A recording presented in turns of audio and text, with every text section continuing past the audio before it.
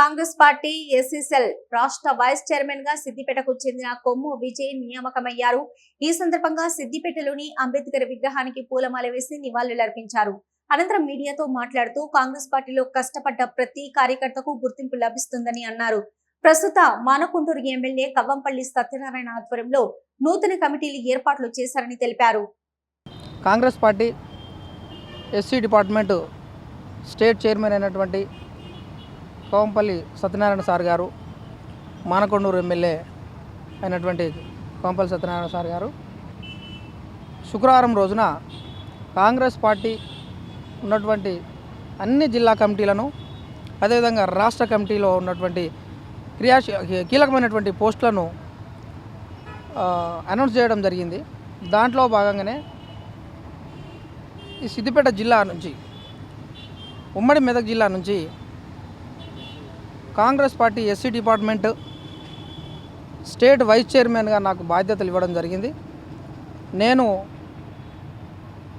Congress party జెండా పట్టుకొని తిరిగినటువంటి కష్టకాలంలో పార్టీని కాపాడినటువంటి ప్రతి ఒక్క కార్యకర్తలకు, నాయకులకు నేను ఇది ఒక భరోసాగా చెప్తా ఉన్నాను. ఖచ్చితంగా కాంగ్రెస్ పార్టీలో కష్టపడ్డ వాళ్లకు ఓపికతో ఉంటే అన్ని పదవులు వస్తాయని చెప్పేసి తెలియజేస్తూ ఉన్నాను. వాస్తవానికి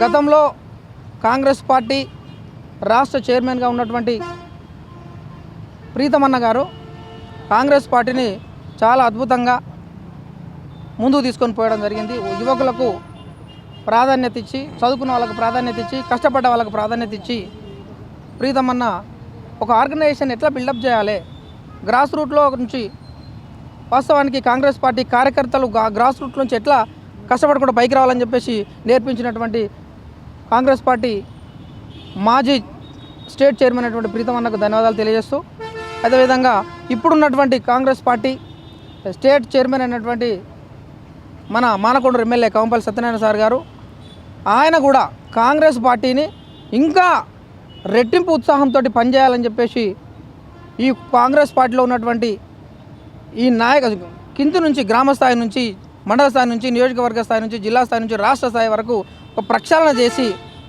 నూతన కార్యవర్గాన్ని ఏర్పాటు చేయడం జరిగింది. ఈ నూతన కార్యవర్గంలో జిల్లా కమిటీలు ఉన్నారు. అన్ని జిల్లా చైర్మన్లకు ప్రకటించారు. అదేవిధంగా 9 మంది ప్రధాన కార్యదర్శులను, 16 మంది వైస్ చైర్మన్లను ప్రకటిస్తూ ఈ 16 మంది ప్లస్ ఇంకొక వైస్ చైర్మన్ ప్రకటించిన తర్వాత ప్రతి ఒక్క పార్లమెంటు నియోజకవర్గానికి ఒక వైస్ చైర్మన్ని ఇన్ఛార్జ్గా పెట్టి ఆ పరిధిలో ఉన్నటువంటి నియోజకవర్గాల స్థాయి కావచ్చు, జిల్లా అధ్యక్షులు కావచ్చు, ఆ